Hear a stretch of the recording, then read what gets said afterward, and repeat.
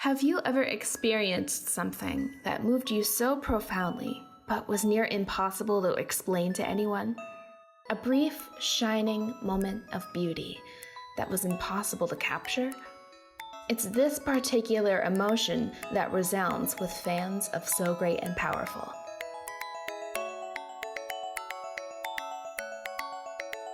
So Great and Powerful was an independent musician whose brief presence online attracted a very small but dedicated following. While the content of his music and blog posts were what sparked the initial interest in his audience, his mysterious disappearance that followed soon afterward is what truly bound his fan community together and has kept it alive to this day. This is the story of So Great and Powerful. Describing So Great and Powerful's music can be a little challenging, so I spoke to some of his fans to get an impression of what their experiences were. All right, hit me up with those questions. What's up? All right, so first question is, how would you describe SGaP to someone who's never heard of him?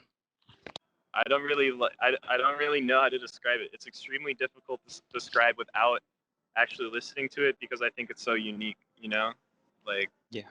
This is like the hardest question you could possibly ask me. Wow, okay. I'm gonna not start with that next time. As we all know, his music is very peculiar, very one of a kind for many things. It's not easy to pinpoint a genre or a style. It's something that's hard to categorize or define just because you don't fully understand it the first time you encounter it. So it's something that you have to get to know over time. Very few musicians are able to actually take me somewhere else just solely through their music, and that's one of the things that drew me to him. And that's one of the things that I can describe that's pretty unique about his music is that it's extremely atmospheric, and every time I listen to it, it's just I'm taken away to somewhere else, you know? I described it before, just music that's really dense with rhythms and lots of sound design, but it still kind of maintains this soft air, this soft tone over top of everything. Yeah. And that sometimes he writes some really interesting or sort of cute or lighthearted lyrics on top of it with this really kind of kind sounding voice. It's a real wholesome experience, but it's still super interesting and exciting to listen to at the same time. Among the most identifying of SGaP's musical style is his intriguing use of borrowing and employing audio samples from a variety of sources, including TV, film, and other musicians. Among the most notable of his influences, however, was surprisingly enough the My Little Pony franchise. In 2010, My Little Pony had just been rebooted with a new TV series. It was getting a lot of attention, not just from children, but adults too. An online community was forming surrounding this show, and soon fan art and music inspired by My Little Pony became widely popular online. Inspired by this flourishing online creativity, So Great and Powerful created his first song in October 2011 and uploaded it to his YouTube channel.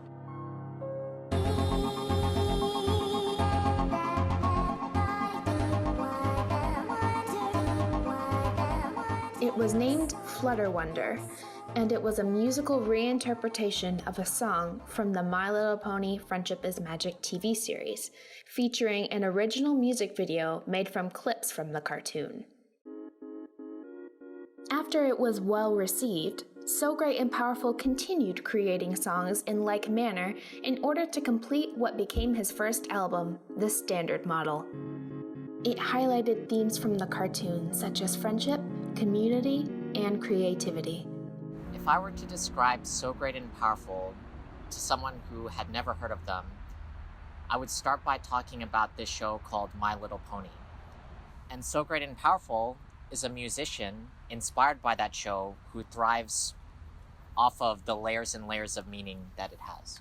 I would describe it to my friends as he takes clips from a My Little Pony show, but then like integrates it in original music and then like makes something really interesting out of it. It's really, it's something else. He has lots of influences, and I think MLP only happens to be one of them. And in some songs, it may be a major influence. In other song, not so much, not as much. In his second album, titled S2, So Great and Powerful began to write about more diverse topics. This became the first time he introduced his own vocals, rather than his previous style of voice clip splicing. Maybe I'm not strong enough. Maybe I'm not fast enough. Now, with the freedom of his own lyrics, he was able to express himself through quoting philosophers and poets. Though on the surface the music was still about characters from My Little Pony, he often used them as a starting point, where he would then explore deeper concepts. From Space Pony onwards, he stops like sampling the shows directly and starts just kind of writing about them and creating these own original compositions.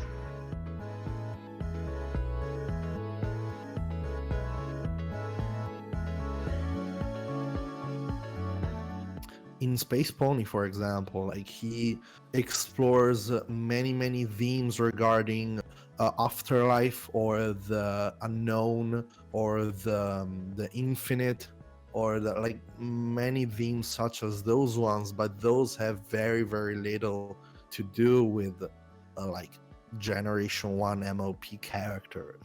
That's not something easy to explain to someone who's not familiar with him or with MLP, especially because they see MLP because that's the surface, that's like the facet, and they see that and they go, oh, okay, this is all about that, isn't it? But it's really not the case.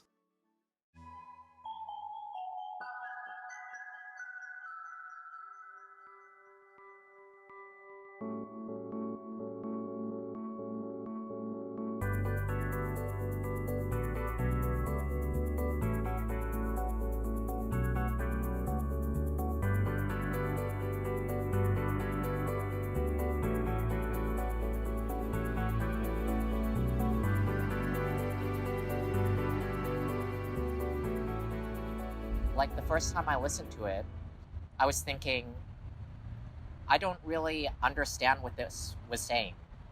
But then, when I listened to it again, after doing all the extra learning that you have to do to understand some of the messages he wove in, it was really satisfying, being like, oh my gosh, this is what it means. E48 came out on August 23rd August of 2012, and that's when I noticed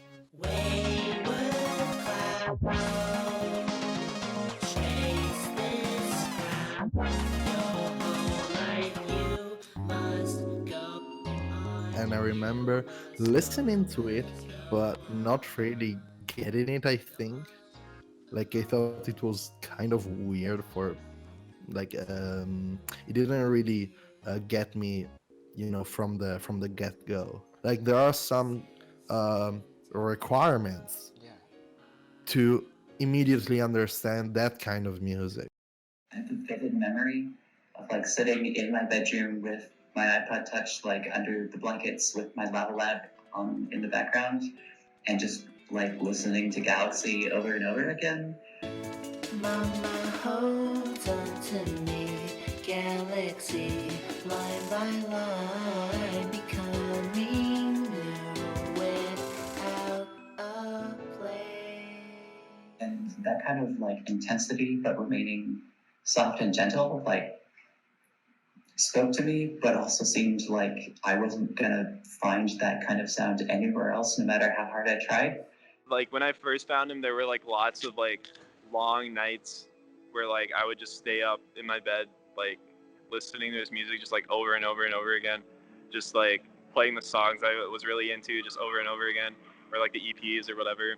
And I think that was in like a time in my life where like I didn't really like have a lot of friends or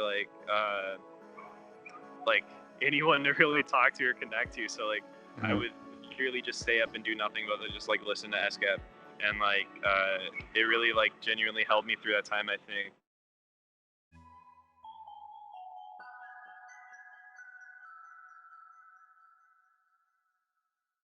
While the content of SGAP's uploads were unique, perhaps more notable was his disposition towards his work.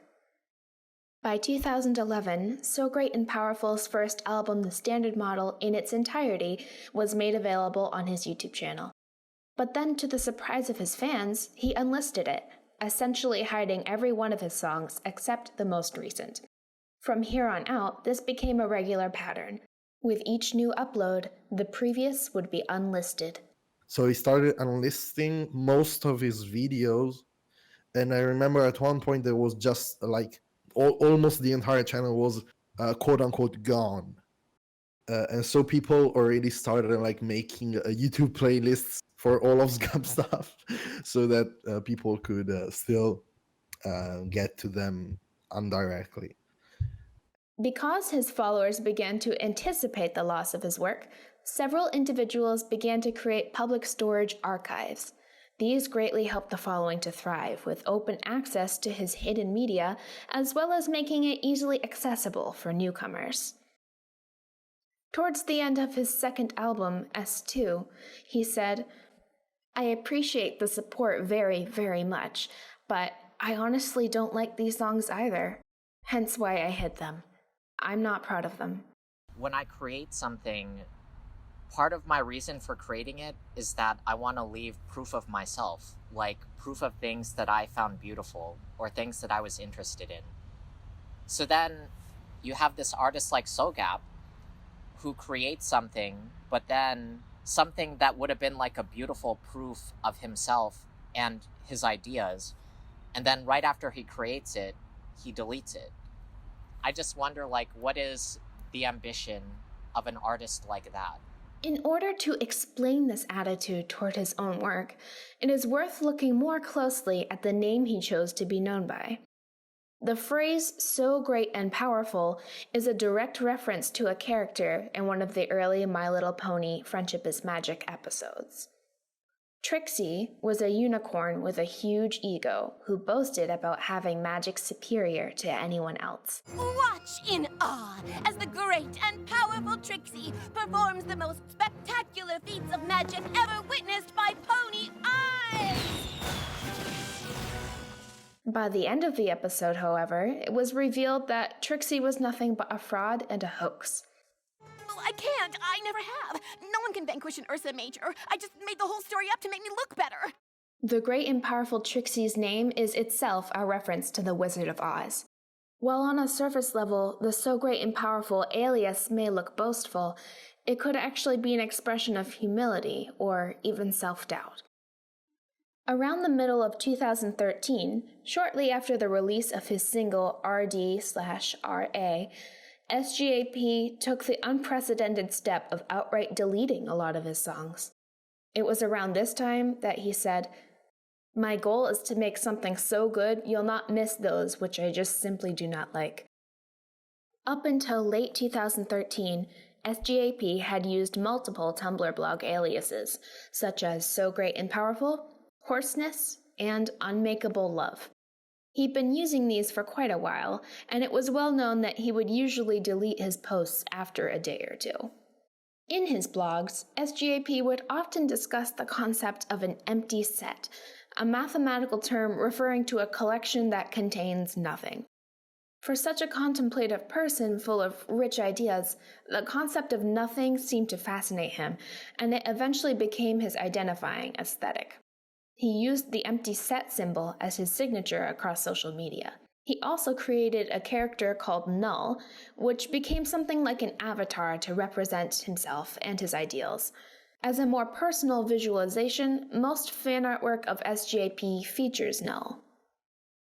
Shortly after SGAP deleted many of his songs, he also deleted all of the HTML elements from his blogs. They were just blank white pages. He never explained why, he just went totally silent, and like that he remained. His fans had been used to the idea of his content being absent, and while saddened that it seemed there wouldn't be any more, accepted that things had come to an end.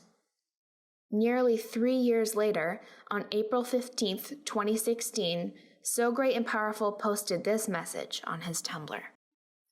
Delete SGAP, delete the archives, destroy all evidence, leave no trace, forget what you can, repress what you need, remember if you must, but never speak of it, deny everything, turn your back on them, cut all ties, give no warnings, say no goodbyes.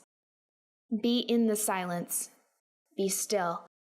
Do not be afraid to have nothing, to be nobody. Do not be afraid to be alone. From the emptiness, something new.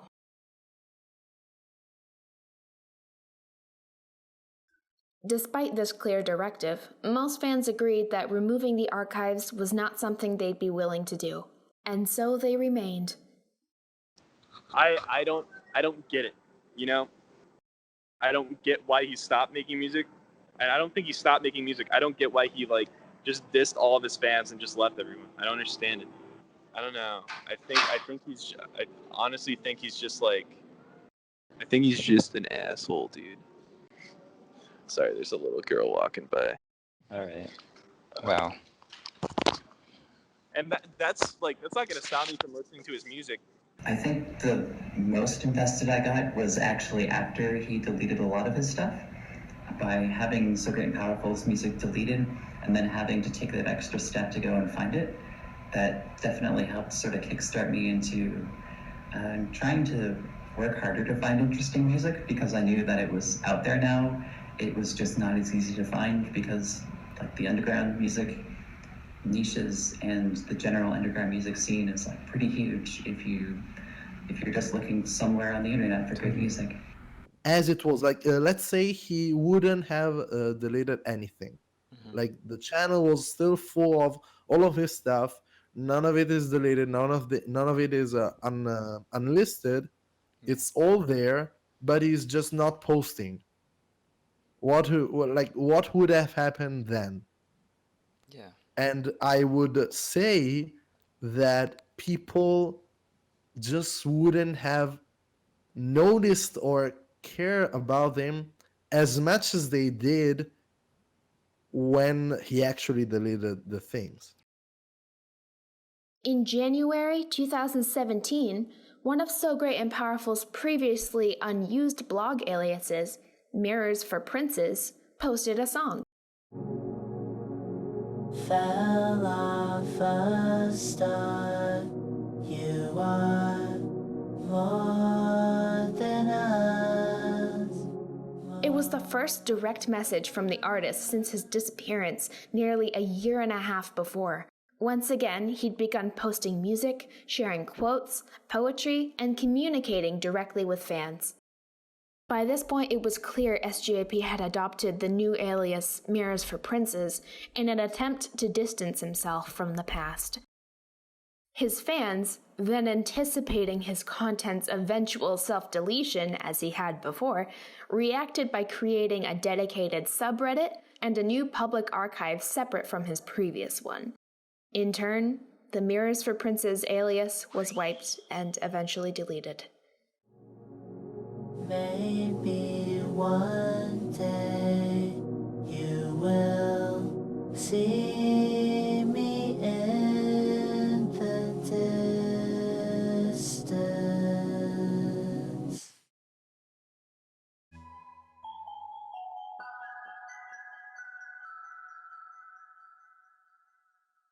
The absence of SoGreatandPowerful seems to have left his fans searching for a meaningful community surrounding his music. I think it was sort of around when that happened, when he deleted stuff and he was starting up Unmakeable Love.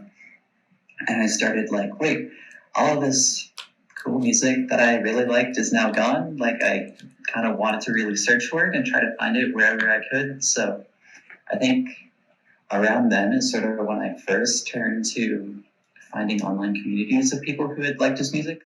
The people you talk to are kind of like a required part of actually getting it, you know? It's more something that you need like a community to actually appreciate.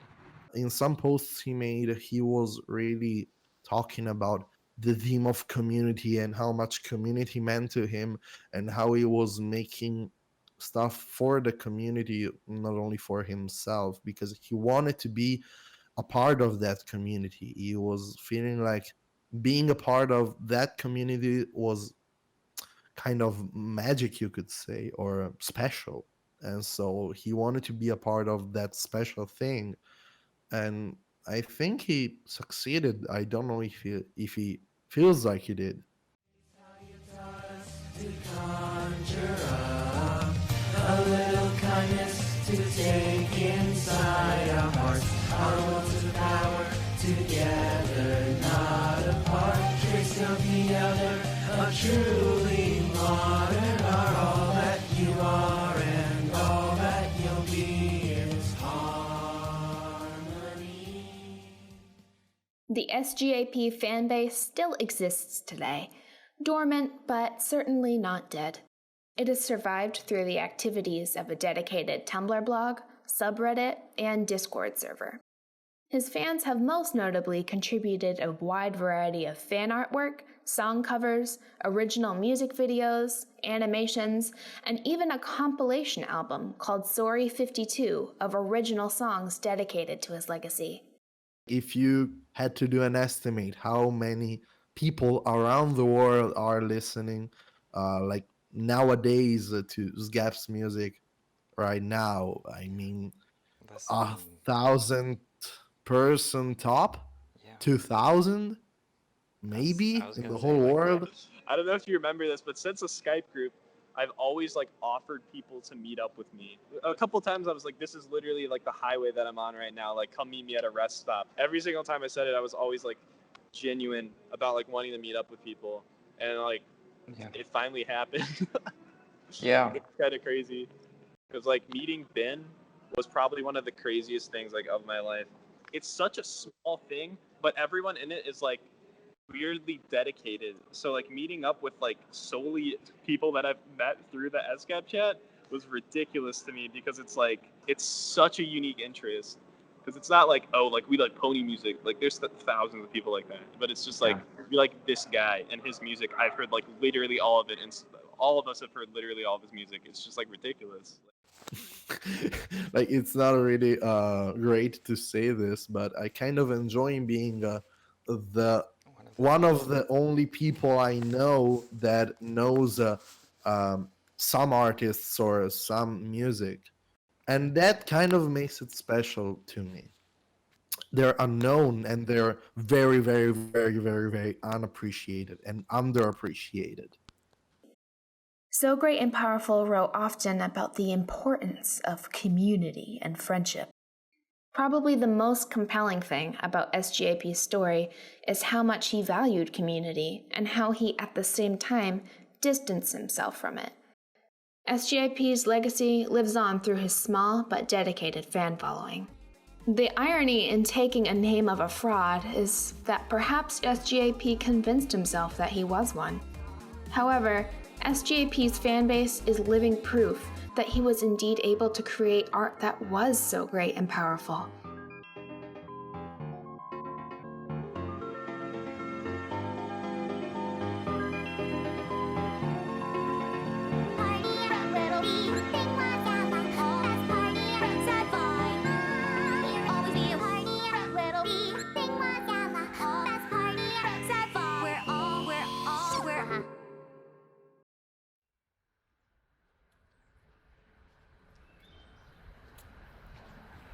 So it's been almost 2 years since I interviewed those fans of So Great and Powerful, since I started trying to put together a story about one of the most interesting musicians I've ever come across. And so much has changed in the last 2 years that I just want to talk a bit about what I've learned throughout that process. So at the beginning, I thought that I would be putting together a coherent story with a beginning, middle, and end. But what I've found out is that in real life, coherent stories don't exist. And in real life, beginnings, middle, and ends just don't happen. So through the process, we've had to simplify things a lot. We've had to exaggerate some things and leave some things out, and I really didn't like having to do that. So I just want to keep that in mind, since you've seen the documentary, and just want to ask you not to take it too seriously. You know, it's really just it's a story. It's a story. It's a badly written love letter to somebody who doesn't even like attention. So yeah, I guess we'll see where the story goes.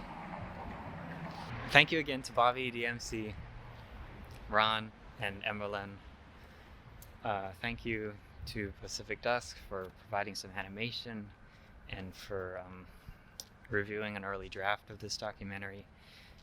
And thank you especially to EightyUh for providing the animation and the narration and writing the script and just providing so much emotional support and motivation to really like finish this documentary finally. So yeah, and thank you for watching. Wash your hands, stay safe, stay healthy. Bye.